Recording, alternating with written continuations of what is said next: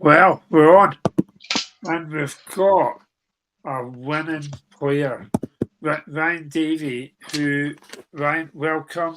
He is one of the Thank you. oldest, one of the first members of Q Sport Hub. Thank you so much, my friend. How are you? I don't know about the oldest comment because I'm starting to feel a bit old, but but I appreciate it.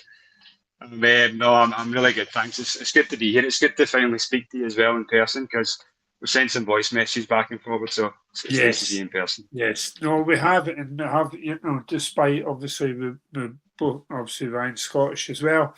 We've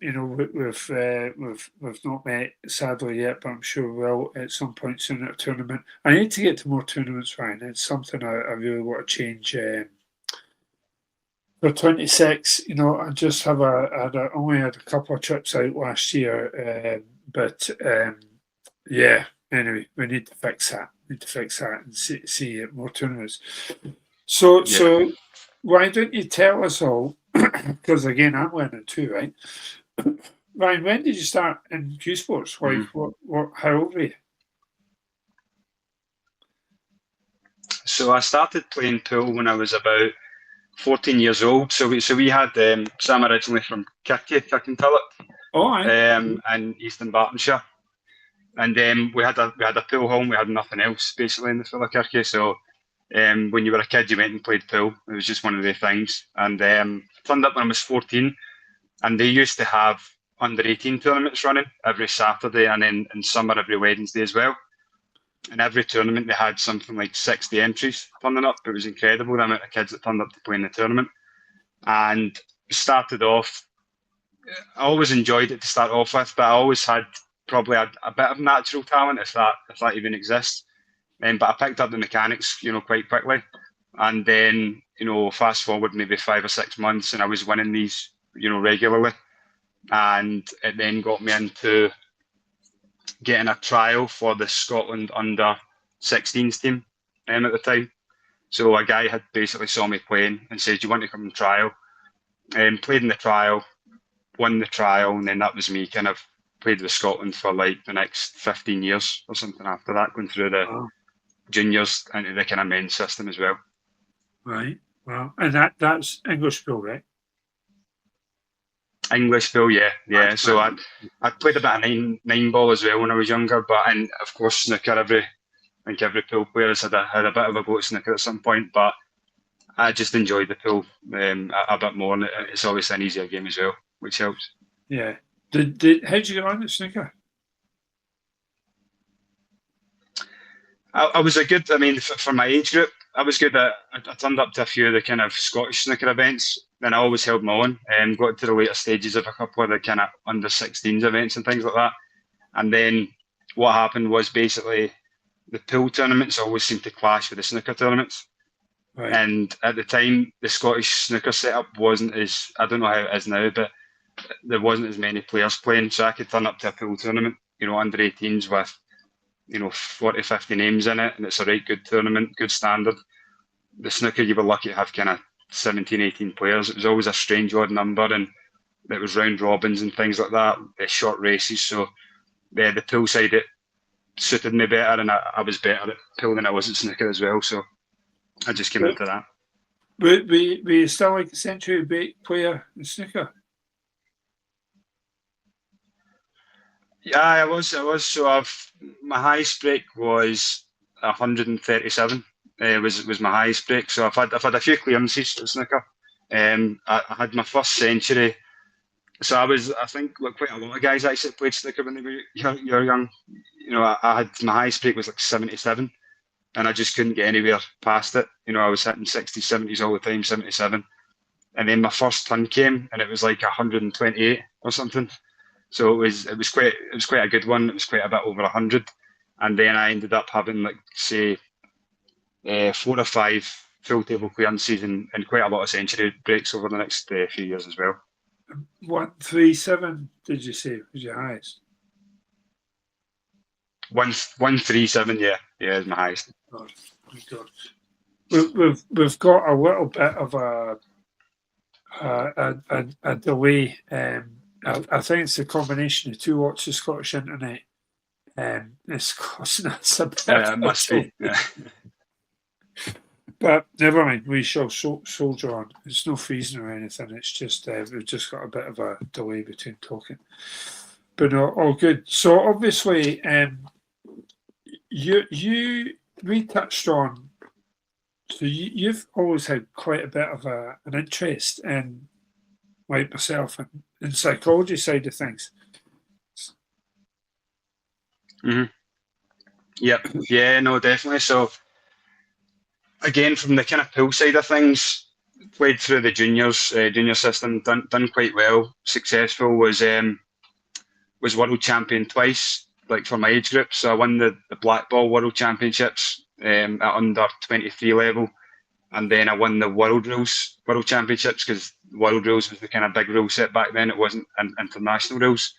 So I think I'm the only person to ever hold the two of them at the same time. So up until I was maybe 23, kind of 24, played a lot of pool, and everything was going well. You then kind of start to get into the real world. You start to work and things like that, and pool and other things, go to the side priority wise. And round about that time, early 20s, I started dealing with some anxiety and stuff like that. So at the kind of worst stages, it was like panic attacks and things. I had quite a lot of them, and that's when I started kind of looking into this psychology, like human psychology and things like that. And so, what did you go and get sessions with a coach or a therapist or that, or were you just like in books and that? Yeah, no, most of the stuff that I done was self-help. So most of it was self-help, but I did speak to a few different psychologists. I spoke to a sports psychologist as well at one point years ago. I would have been in my early 20s. I'm 34 just now. So I spoke to a psychologist, and that kind of got me on my journey of, the kind of self-help and looking into it. And then, as a man, you're always kind of told not to speak about these kind of things when you're young and growing up. It's kind of taboo and all that. And I think the world's changing now, which is nice to see. But I remember, so we spoke about COVID a bit earlier on when I spoke to you, and there was a press-up challenge that happened through COVID at the same time as COVID. And what it was like, you do 25 press-ups to raise awareness for men's mental health was the whole thing around it. So you had a lot of guys doing press-ups and sharing the post so that a lot of people would then see it, and it was raising awareness. That. Yeah. Do you remember the press-up challenge? Yeah. So my press-ups get quite good as well, to be fair. Oh, I was doing them, like I was at the golf course doing them before missing a 3-foot putt and stuff like that. So I was doing them everywhere, and people, getting people to video me and stuff like that. And I thought to myself, well, how can I really bring proper value into this instead of just doing press ups and clicking the share button? So I started talking about it. I just started talking openly about my experiences and myself and Stevie Walker. There's a guy from Pool Walker the Talker. He's known as now. He does a lot of commentary and things like that in the pool world, especially for the IPA. So me and him kind of started chatting about the mental health side of things, and I started then, instead of doing 25 press ups, I would do 25 press ups, but I would also then give like a couple of minute chat on like anxiety and my experiences and like how you can help yourself, in a self-help kind of way.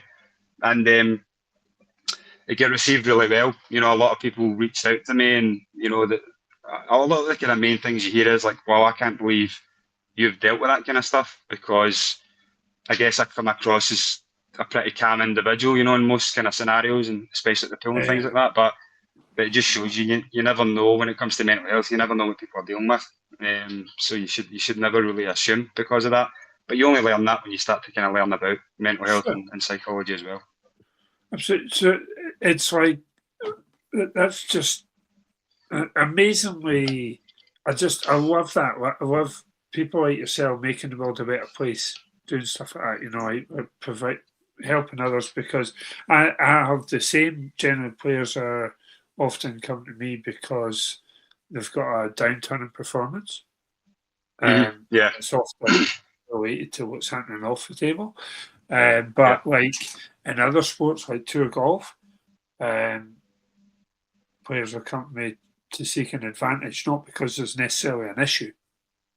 It's a totally different kind of like mindset. It's only like when there's an issue, it's getting looked at in Q Sports generally, I'm finding. So obviously like what was how did you come through the other side of it? Like for guys that are struggling, and obviously plenty listening to this will be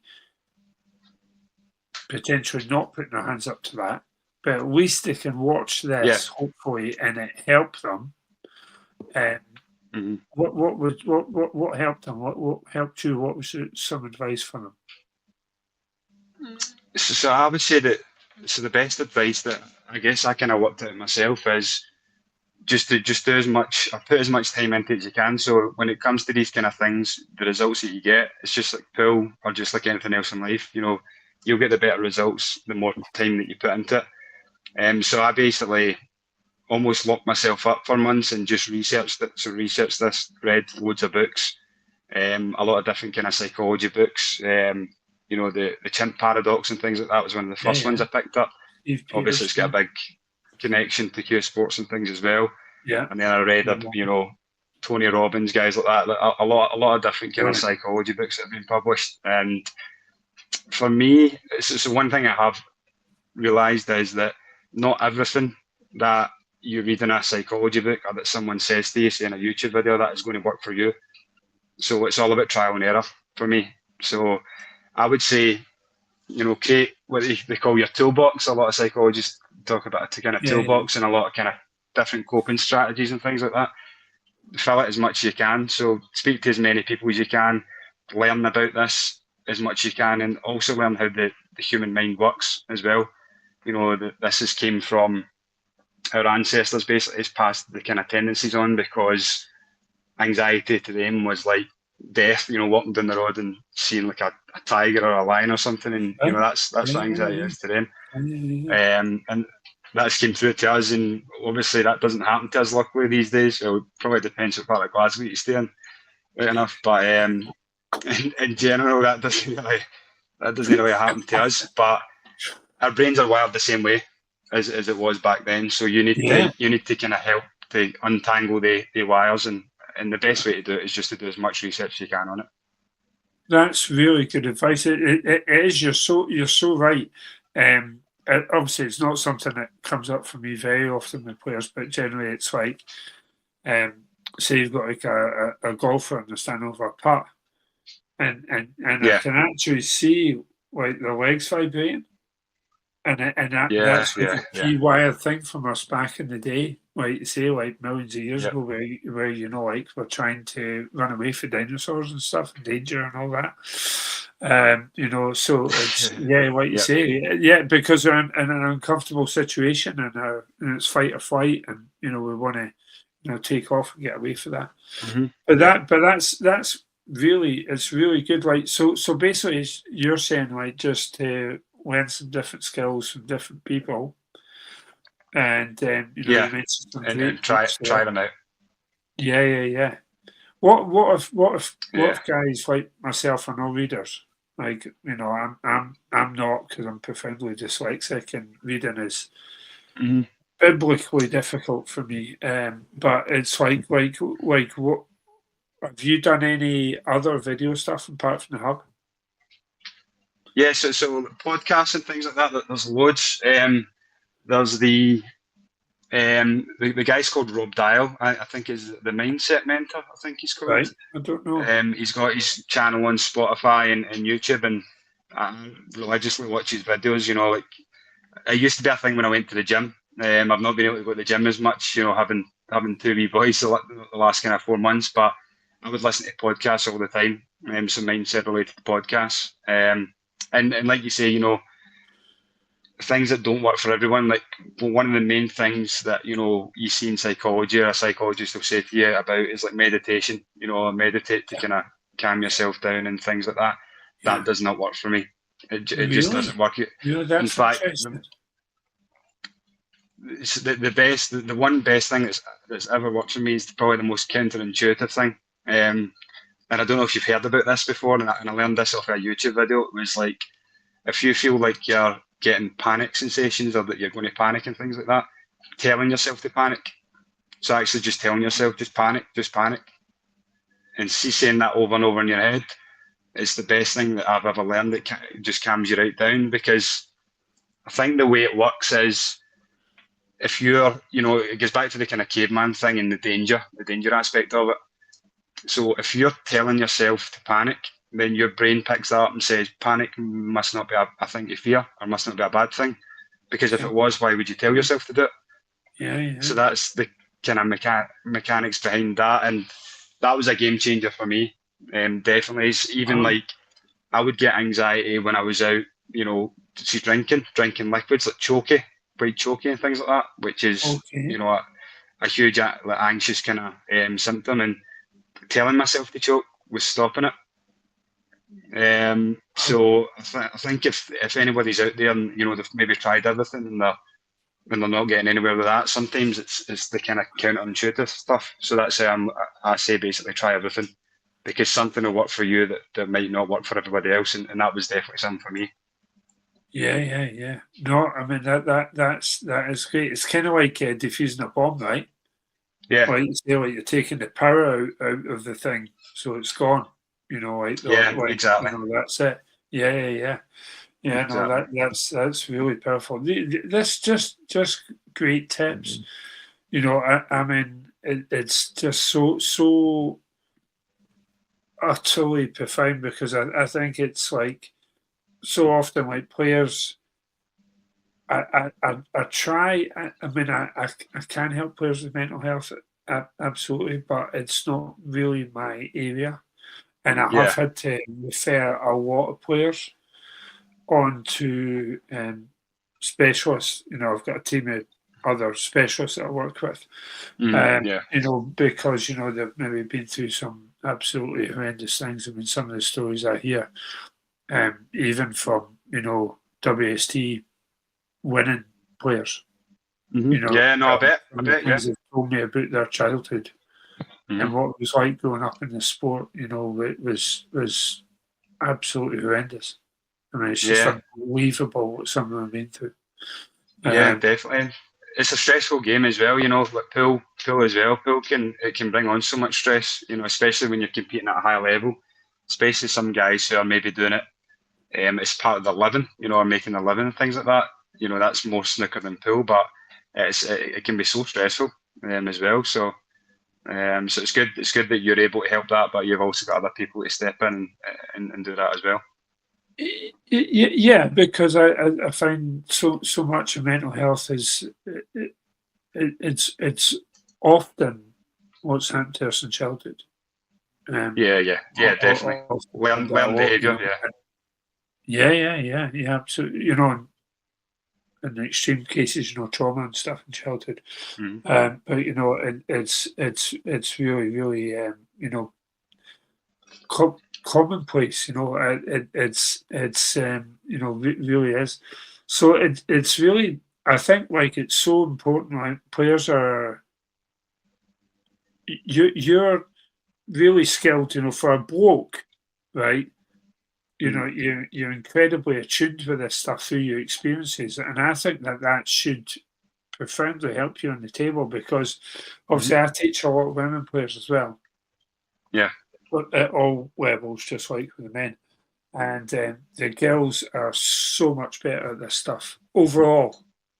Overall, so much better at this stuff, because there's so much more, they're not afraid to talk about their feelings and stuff. And the girls always, like, especially like first session or two, absolutely blows me away about how honest and open and sharing they are. And then I might be 3 or 4 sessions down the road before a bloke will kind of say to me, actually, this happened to me when I was young, or whatever else. Of course. But the girls are, just so much better at this, and it's such an important asset. Like blokes are all tied up with cue action and technique and different cues and all the rest of it, and there's much more gains to be had. Just parking what happened to them in childhood, or sharing generally like about their feelings and stuff, and how it made them feel, and you having to like dig in like really deep, and it's like, no, come on, it's like try and share here, like, trying to encourage them, but definitely, because at the end of the day, like, I'm a big believer, and I wasn't when I was young. I'm a younger. I'm a big believer now, and it doesn't matter what anyone thinks. It really doesn't matter when anybody else's opinion is, because it's where we're all going. It's not going to change. That opinion's not going to come with you anyway. So why not just enjoy yourself? Like, why not just try and be positive about things when you get a choice? Because it is a choice at the end of the day. Yeah. But I can also understand, especially for me, it was hard for me to talk about and open up, when I was like in my early 20s, so I can see that. But the more people that do it, the better, as far as I'm concerned, because it will change everything. Yeah. So how is that now with you?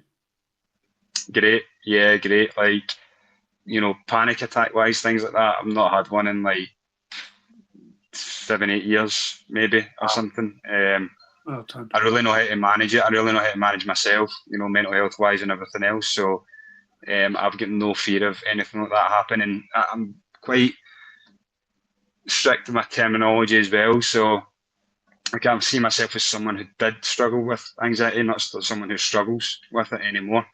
Because I think it's so important. If you start saying things about yourself, that can start to come true, or it can not change if you start labeling yourself a certain way. So I think that's so important as well, is to label yourself as like someone who's been there, had the experiences, and then gained from it, but you're not that person anymore. You get exactly the stories you tell yourself, and you're telling yourself a good, healthy story. Yeah, exactly. Most people don't. It's funny. I was quite I was quite ill in my early 20s, and had a thing called ME, or chronic fatigue syndrome, right? So I was kind of off work and kind of bedridden for quite a kind of period. Just completely knackered all the time, and I can remember getting various bits of treatment and going to there was like a seminar in Edinburgh where there was like a couple hundred people there that suffered with this, and there was a couple of kind of doctors talking to them, one on the psychology side of things and one on physical side of things. And I can remember, and I was one of them when the psychology guy came on. Almost everybody in the room found a way of being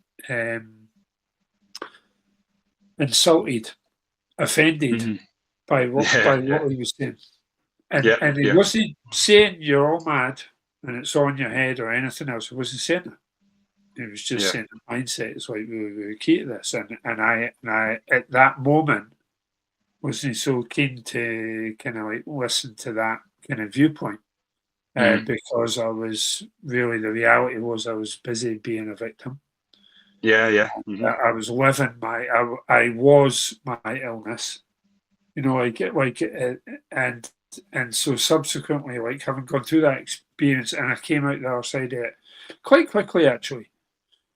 I came through the other side of it, and just by kicking myself up the arse, having a better mindset of it, and bang, it started to flourish and came out the other side, and it's just never been a problem again. Here I am, 30 years later. And it's funny because I had a female player who's also on the hub, and met her at a tournament, and again, and this is what hands down my favourite thing about the hub, right? Is like I'll be in a tournament, I'll get complete strangers coming up to me, and they recognise me like instantly, and they're telling me like, "Oh, hi, no," and I'm like, "Yeah, I don't know who you're," and it's like they recognise me brilliantly, but obviously me not the other way. It's quite a kind of odd situation, but no, it's good anyway. So like I was kind of spent a bit of time with this player, as I try to. Everybody's on the hub, I'll give them a bit of free time if we're there face to face. And she starts talking about her wife, and she's kind of late 50s, and her partner's kind of much the same age, and her partner, she was suffering from chronic fatigue syndrome, right? Yeah. And I'm like, and it's like, right, okay, and I says, can offer some help because I've been there myself. And it's like, yeah, no, sure. So anyway, a couple of weeks later, we did a session, a call together, and the three of us, and we started to talk about it. And this lady, Jill, who I'm still in touch with to this day, and she sent me a lovely message at Christmas, and it just totally, it was my best thing at Christmas time. Absolutely my favourite. That's amazing. Right, yeah, so this amazing. Was maybe about a year and a half ago. I did this session there, and I've done 2 or 3 since. For free, because she was suffering, and basically her life was very much as mine was. Bed, couch ridden, no going out the house, doing absolutely bare minimum. She was living this illness, and it's like you were talking as well. You end up living that mindset. I am somebody who suffers from anxiety, panic attacks, labels, victim. And we get exactly what we focus on, right? We get the stories we tell ourselves, and look at the story you were telling yourself once that you're not any longer, and look at the story she was telling herself. So we kind of worked on that. And she was incredibly open and just brilliantly open. And then so we did this session, and then she was in touch and stuff. And anyway, the pair of them sent me a picture about a month ago, and they were off at a concert. And she's out and about now. She's going to shops.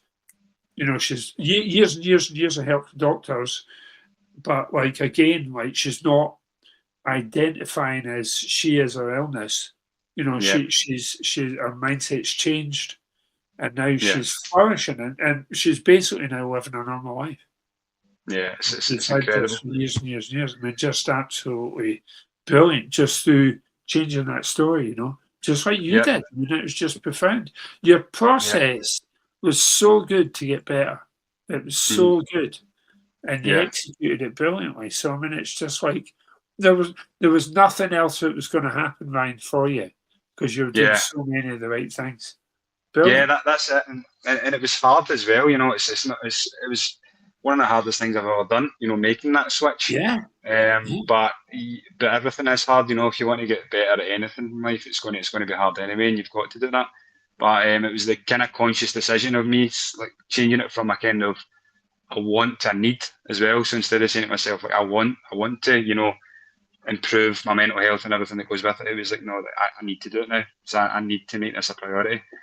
And it goes, some of the things you're saying as well is very similar to like Q Sports and Pool. There's a lot of guys with that kind of attitude of, I can't, or maybe, especially when you talk about levels, I'm on this level. You'll always be on this level if you keep telling yourself that. The only way to up that is to start that kind of self-talk. And it's something I do a lot when I'm playing, as well, as it's self-talk all the time, positive self-talk. Yeah, no, and that's just so profound.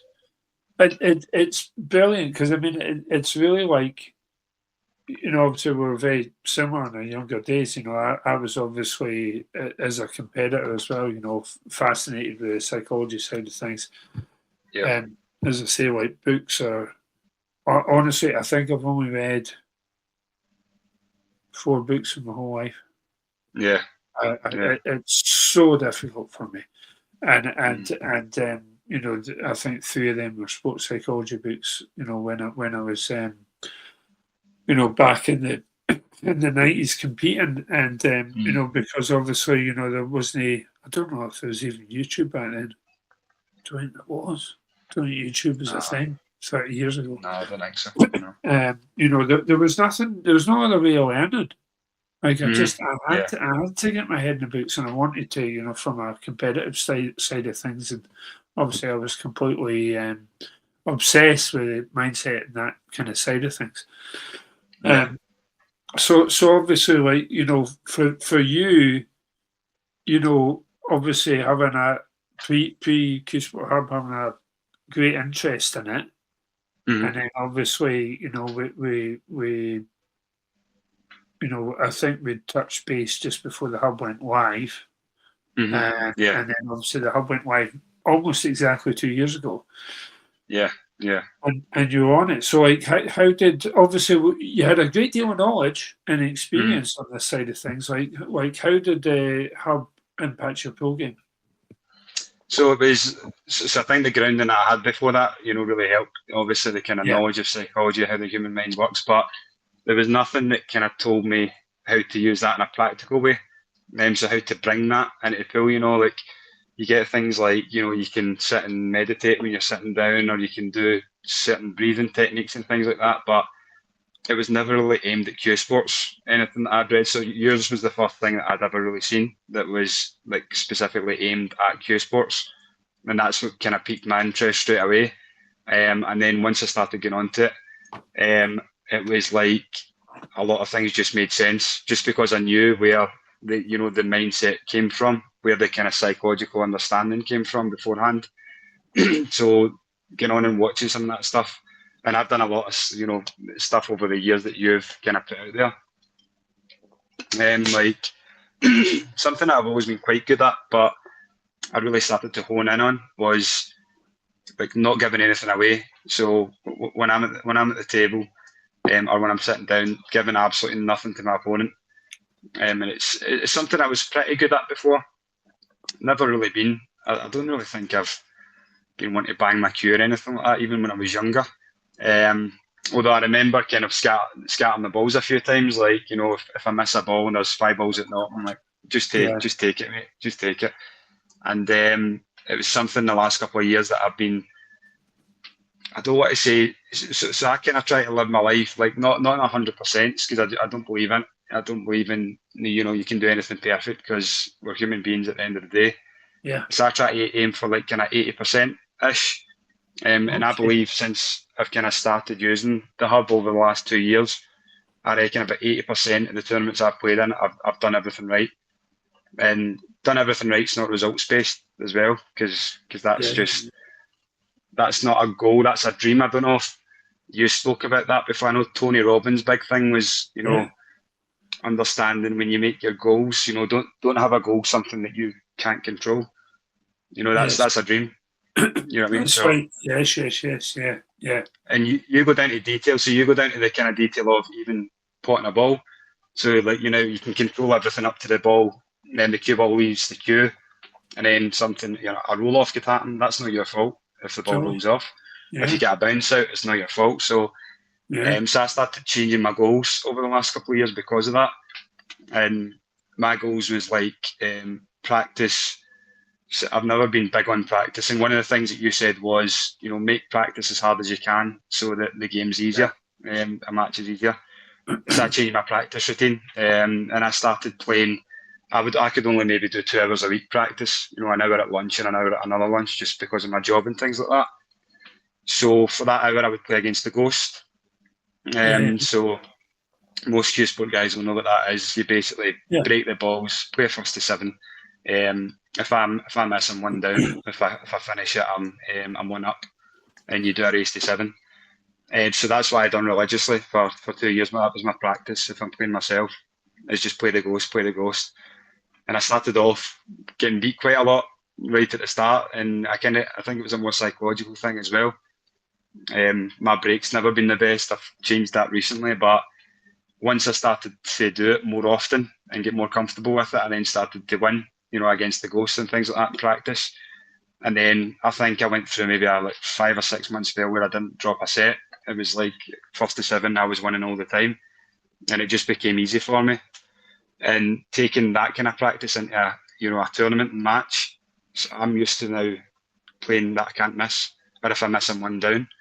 And if I miss, I'm 1 down, I just accept it. I go back to my seat, and that's fine. I can't control what's going to happen anyway. So if I'm 1 down, it's fine. You just go again. So that's just a couple of things, that watching that. Also the kind of the practice side of it as well. I know you speak about, making sure you've got a proper routine in practice, and that was my routine. It was 2 hours a week, and 2 hours a week doesn't sound a lot. I know guys that are playing every single day, 3-4 hours, but I don't need to do that. I played since I was maybe 14 years old till I was 19, 20-year-old, 3 hours a day probably. So I know where all the mechanics come from. my goals are basically to, before a tournament, so kind of elaborating further on that part of it, the goals part of it. So my goals leading up to a tournament would be practice twice a week. So that's my two goals. And when I turn up to the tournament, don't give anything away. So don't give anything away to my opponent. When I'm on my shot, do all my mechanics right. And again, I'm talking about 80% here, 80% of the time. Do all of the mechanics right. When I'm breaking, make sure I keep my head down, push through the queue, try and keep the weight on the table as far as I can control with the cue ball. So stopping the weight in the middle of the table, for example. And that was my goals for every single tournament that I played in over the last 2 years. It was never to win or anything. That's brilliant. But I love sorry, I love how you let go outcome. That's absolutely awesome. Yeah. But you mentioned earlier, you practice on the mental aspect of the game. Yeah. So like how often did you do? How often you've been doing that in the run up to tournaments and stuff? So when I was going to the gym, so I used to go to the gym like 5 days a week basically, and I was listening to my podcasts and stuff like that.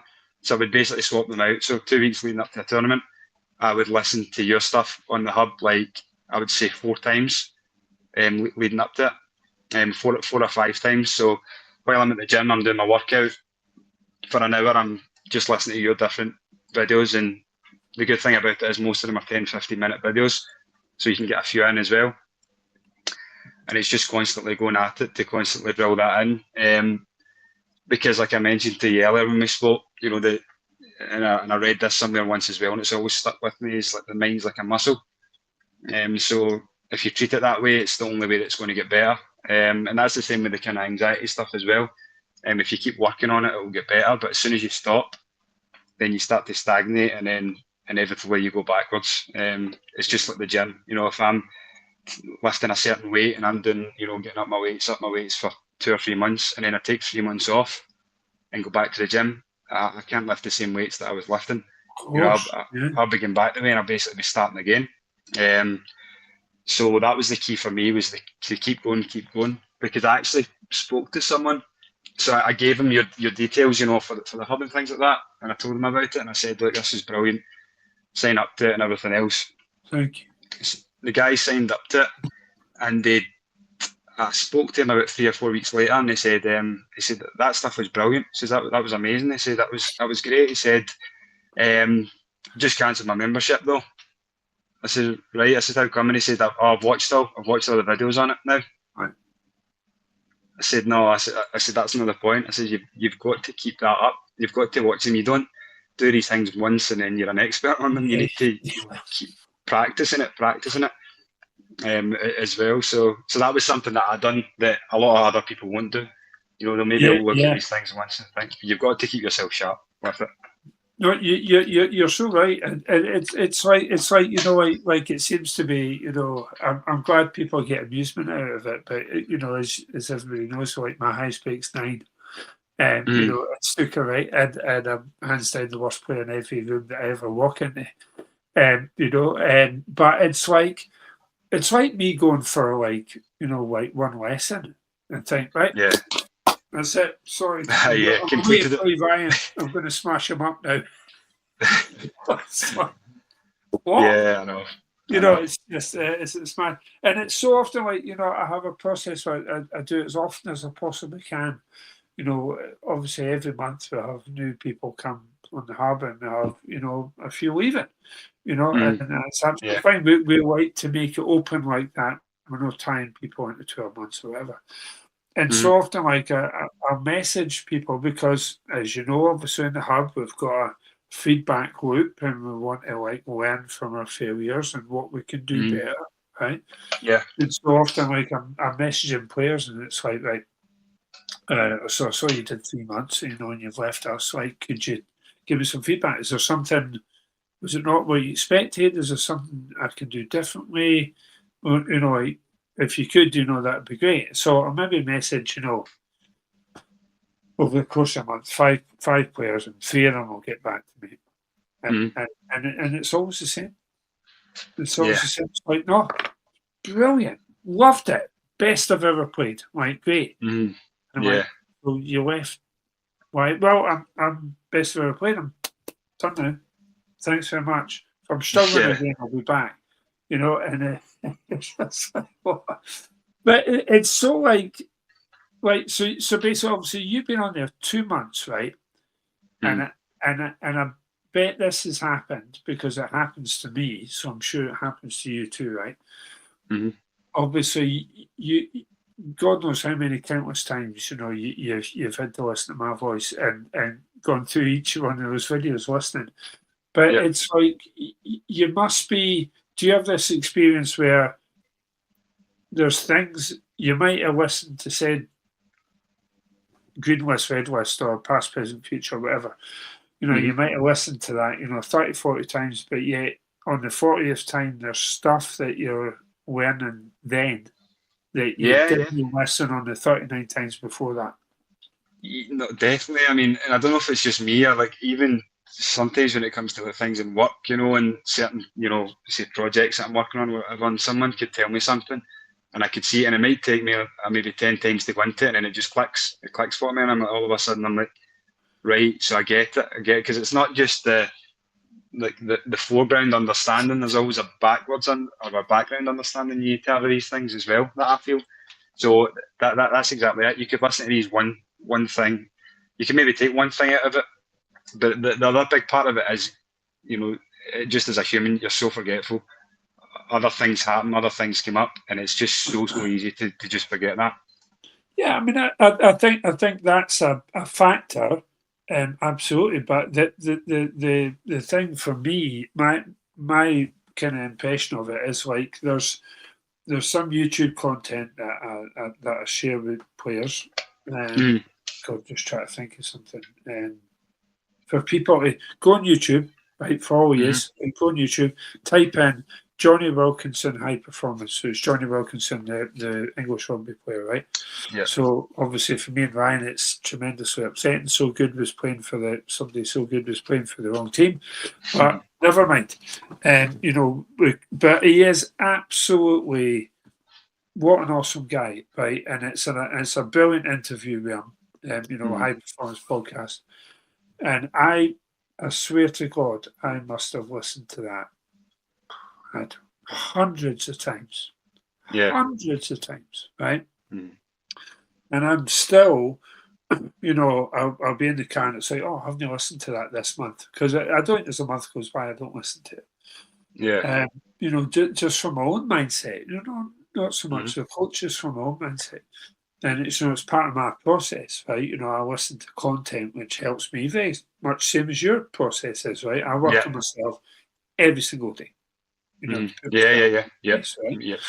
And it's like, just like you do. So it's really like, despite having listened to that content hundreds of times, and I could literally write down the script of the whole interview, I'm still learning stuff off it every time I listen to it. There's something else I picked up because there'll be things that, like, the sentence, but it'll go over the top of your head. Not that it's so much you didn't understand it, it's just that you're not ready to learn that bit of knowledge yet. Yeah.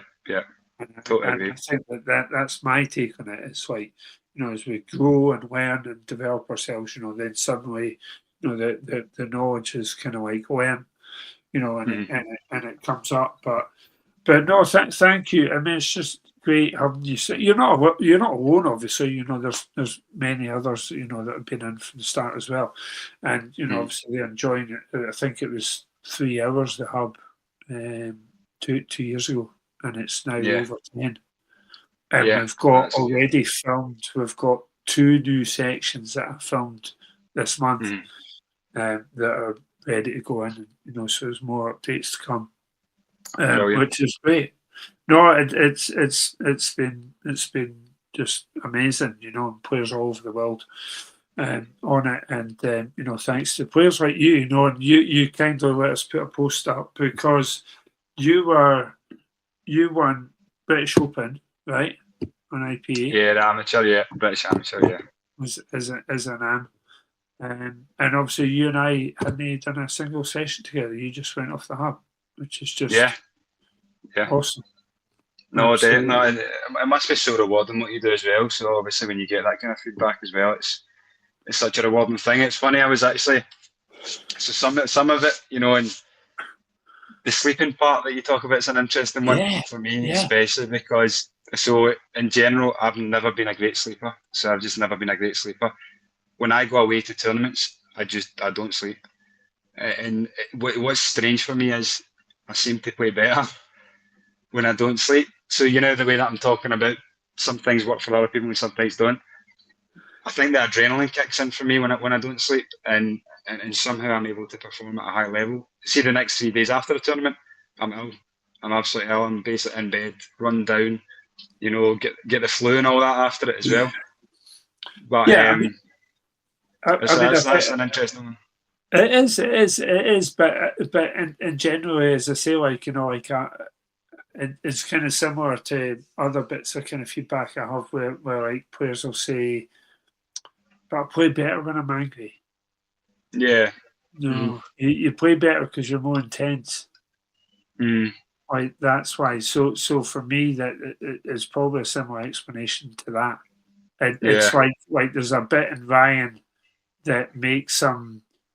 Oh God, I only slept well last night, but I'm determined to make that not affect me. Yeah, definitely. Yeah, it's certainly not through choice. When I go away, it's certainly not through choice. And I do understand if I did sleep better, I'd probably feel. But the good thing is, and it's one of the things that I've got from yourself over the last couple of years, is how resilient I've become. Like even so, talking about the IP amateur, so I've played my last game on the night before at like semi-finals. I maybe left the place at 11 o'clock at night. Right. So I'm getting home to then come back at 9 o'clock the next morning to play in the Open, because I was still in the Open at that point as well. And I'm playing against Craig Marsh, who's a top player, top player, great guy as well. Yeah, Marshy, legend. So I've dropped my dad off. So my dad has always took me in the pool for years. So for one time, I dropped my dad off, and on the way home, I got a flat tyre on the side of the motorway. So I know that I'm playing him at 9 o'clock the next morning, and then I've got a final to play right after it as well, the amateur final. So I'm like, right, my dad. I end up phoning my dad. I couldn't see a thing. He's come out to the side of the motorway with a torch. A big issue. Didn't get home until 2 a.m. So I then, and this is me. So this is a different situation because I'm in my own bed for a change. So I'm thinking, I'm in my own bed. I'll sleep well this weekend. Slept well the first night. Second night, I don't get into like 2:30. I'm like covered in dirt for being on the road, so I need to go for a shower at like 2:30 a.m. to then play at 9 o'clock in the morning. And I started getting these thoughts, because another thing, I learned is, negative thoughts are a lot stronger than positive thoughts, emotional wise, and you always get them. So there's a few things I could talk about to go into that, but sticking with the story, I'm thinking to myself, how can I get to sleep for a start? Then how can I turn up and perform and play against it? And it's a big game playing against Marshy before my final, because I'm like, he's a top player. This can go anyway. I mean, he can come up and blitz me quite easy. I feel like I can do the same to him as well. At the kind of level that we play, you just don't know what's going to happen. But feeling tired and everything, I thought that could really affect my confidence getting to the final. And because of the knowledge that I've got, working on myself, being on the hub and things like that as well, I knew how to kind of flip that and just try and stay in the moment instead of thinking about what's going to happen in the future. Just stay in the moment and try and just accept that you're in this situation just now. What are you going to do about it, basically? And didn't sleep that night. Got myself a decent breakfast, turned up, and I managed to beat Marshy. He was off. I think he was drinking the night before, so he done me a favour. Shock! But I am shocked to hear that. I know. I'm just shocked he didn't invite me. But I played really well. I did play really well against him, and then I basically said to myself, right, you've got one more game now. Just give your all for this game. The Open's a nice to have type of thing, but you need to win this. You need to kind of perform and win it, and I did. I managed to just push through that, and I think a lot of that resilience has came from the work that I've done in the past. So it's always good to do. It's always, because you just don't know what situation you're going to land in. So that's why I would also say to someone to look into this, like Q Sport Hub, if you want to go down the kind of Q Sport route. look into it, because you never know when you're going to need these skills, basically.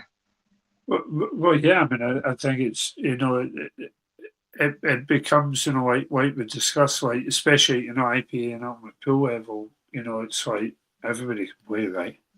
Yeah, you guys are no John me.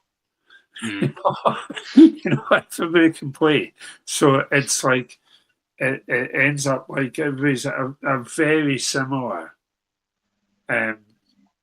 within tiny percentages of everybody, like on the mechanical, technical side of the game, but obviously on the mental side of the game, well, totally different thing here. Now it becomes, a mindset competition, really.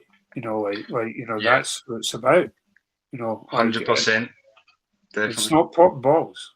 It's not about no, it's an interesting one, because when I was young playing the juniors, Ross McInnes. So Ross McInnes, you probably know or have heard of. One of the best. Heard of him, yeah. One of the best ever. And he saw me playing as a junior, and he knew me anyway. And he said to my dad, he said, he's as good as anyone. He said, he's as good as anyone. Open play and everything else. He's as good as anyone. See, when he gets older, it's going to then come. Is he strong mentally as everyone else? And that always stuck by me, and I never understood it when I was that age. Yeah. Because I thought it's just a game of pool. How can it be mental? How can it be a mental thing? It's just potting balls. And then the switch comes, and I don't know when it comes, but you become an adult, and then it does become a mindset thing. That's how you see so many kind of junior players, and it's an interesting one, because you see a lot of junior players who are just free flowing all the time, and you play against them, you think that they're a nightmare to play against because they just don't have any fear. And I think you start to develop that more as your brain develops and you get older. I think this is it. Like I mean, I spend most of my time trying to get adults to play like their kids. Yeah. They're nailing it. The reason they're nailing it is a lack of knowledge. Actually. Yeah. As we grow older, we go, even when you get to my age, there'll be a difference. It's like you've got a good 30 years to wait yet for that, obviously, but it's like you get such a profound knowledge, and we end up making that a negative thing, not a positive thing. Because we use that definitely as a way to get in our own way. We use that as a tool to get in our own way. We're now dragging around an anchor with us because, we start getting all about outcome, whereas when we were kids, we play it for the right reasons. We play this game because it's absolutely brilliant. It's amazing. Fun. It's great. It is fun. On the rare event I get to play, I don't get to play very often because most pool owners will see me take one shot and think that cue action is going to end up tearing my table, so they don't let me on, obviously. But I do enjoy the odd shot that I get to make, even though obviously I'm absolutely awful at it. But having played a few WST pros in one frame matches, and I just get to break off. If I hit the back, that is, so sometimes I missed.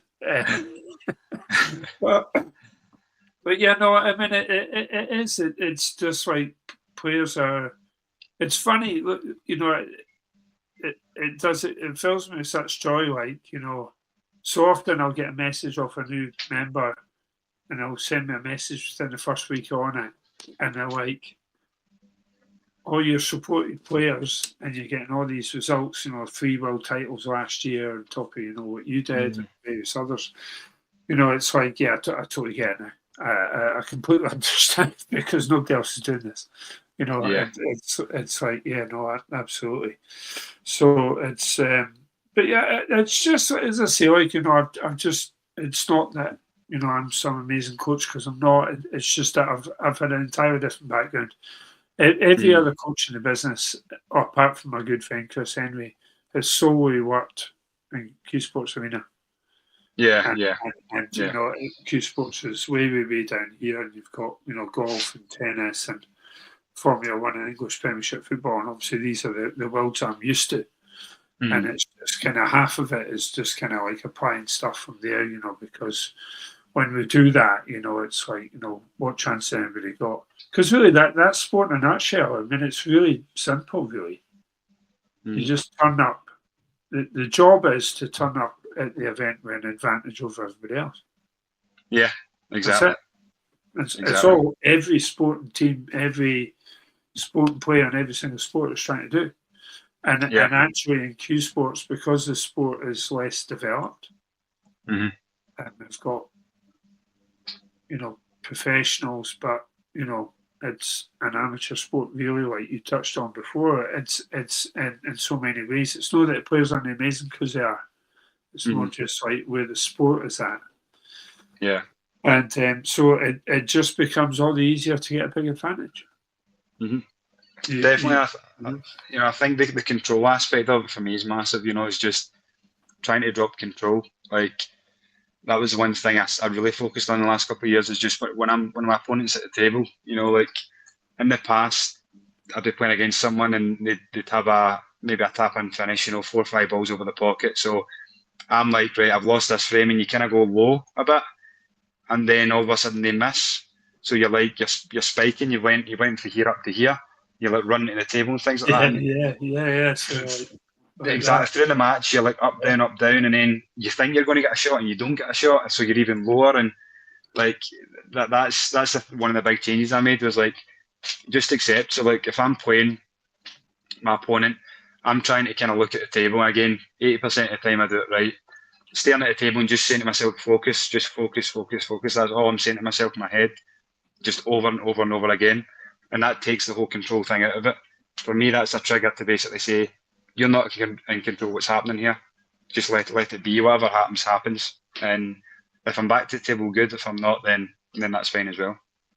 Yeah. No, it's absolutely awesome. Like, there's a teacher, spiritual teacher, actually, from the mostly 60s, 70s, and there's a lot of his stuff being put into kind of more modern videos. The guy's called Alan Watts, and it's a great video for everybody to look up. Alan Watts Farmer. Right, okay. And it's a little, just over 2-minute video, and it's so good. It's like you just saying there, like, instead of us having that, right, he tells a story about, like, it's a little farming village, right, and basically, that one of their horses had run away, right, and everybody in the village came into the farm and says, "Oh God, that's a great shame, like, you've lost the horses." Well, maybe. And then he says the next day the horse that had run away came back with 6 more horses, and now he's got 7 horses instead of 1. And all the village comes out and says, "Wow, that's amazing." He's like, "Well, maybe." And then the next day, like, his son is trying to tame one of these wild horses and falls down and breaks his leg. And the village all comes out and says, "God, that's a shame." And he's like, "Well, yeah, maybe." And then the next day after that, the conscription officers from the army come round to try and take his boy away to the army, but they don't take him because he's got a broken leg. And all the villagers are saying, "Wow, that's pretty amazing." So, well, maybe.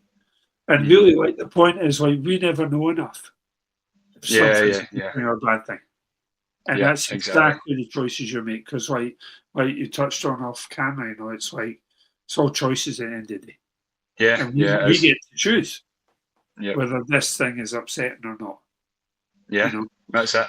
And you're making a fantastic judgment of, my God, like, if you miss it, I suppose that, like, the classic example of that story in Q Sports is, you broke off the break, right, and you're in amongst the balls, and it's like you're all set, right, and you miss and you leave one lying in the bag, and the opponent comes up and clears up, right? Well, he's got an opportunity to clear up, right? And of course, like, the players who's just missed, it's going off the sitting table. It's like, head in his hands. It's like, God, it's an absolute nightmare. Whereas again, like, you don't know enough if something's a good thing or a bad thing. So the opponent comes to the table and he's got an absolutely brilliant opportunity to take the frame now. He's been gifted, right? It wasn't even his break. It's been gifted here. It's like, what a gift. Here you go. It's all wrapped up for you. And they fail to convert it. right? That opportunity lost for the other player could be the thing that mentally unstabilizes him for the rest of the game. Does more damage, yeah. And does more damage. So the best thing that happened in that game is that he missed. Yeah. Because that wouldn't have happened otherwise. 100%. One of the shots, so I like to think I play the game the right way. There's a certain kind of philosophy I've got about playing pool, and I like to think I've got it right. I really do think I've got it right.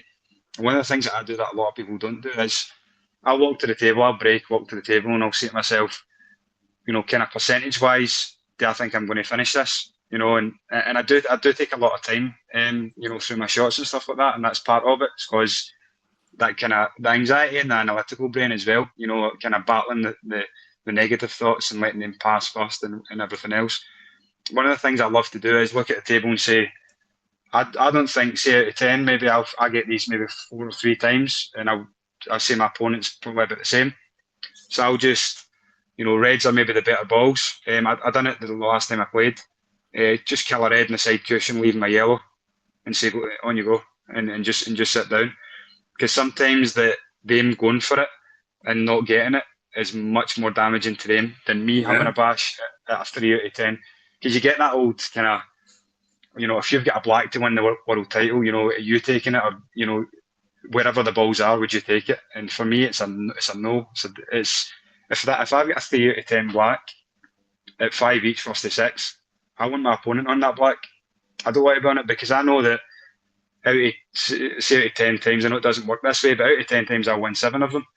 So over the years, it's good. And what happened the last time I played was I played that shot and I lost the frame. So the guys played a yellow. He's played a yellow in off a red. It's smashed into balls. A few mad things have happened, and he's cleared up. And see, after the game, I still said, that's the best shot I played in that game. That was definitely the best shot. And if I had that another 20 times, I'm playing the same shot again, because I know he's getting that a lot less times than he's not getting that a lot more times than he's actually going to get it. And I think that's one of the kind of big shots that people miss, playing pool. It's very attack focused. It's very like kind of go. I need to get this all the time. And like you said, sometimes it's more actually damaging for your opponent to let them have a go at something that's low percentage and them not getting it. Yeah, I think we're talking up from a process point of view. The middle way is always the best way, right? Yeah, what you're on about is you got enough self-control and knowledge where you're being attacking sometimes and defensive on the other times. So overall, you're in the middle. Yeah, no, and whereas if you're attacking all the time, it's just going to go pear-shaped. Exactly, and I think I've got the balance really good. I think, again, at 80% of the time, I probably get it right, and I think that's a lot higher than a lot of people, just because I have got that. I've got that in me, because I'm also happy with a tactical match. If the balls go tactical against anyone, I'm pretty happy with that, because I like that. I like the kind of mindset and the analytical thinking, of a tactical battle as well, where a lot of people don't. So I know if I'm playing that kind of dump shot, 9 times out of 10 the guy's going to go, and 7 or 8 times out of 10 he's not going to get it, and then I can just sweep up at the end. Yeah. God, that's absolutely class. Just amazing. Ryan, thanks so much for this. This has just been awesome. Just like, from a mental health perspective, and like what you've been through and how honest and sharing you are with it, because it's difficult for blokes to touch on that. But hang on, because a couple of things I want to chat to you about, but we're going to end the recording here. But thank you so much for everybody watching. Click subscribe, do all that stuff. And Ryan, what a wedge. Thank you so much, mate, for coming on. No, thank you, mate. No, it was a pleasure. My pleasure. Cheers again. Awesome. Thank you, mate.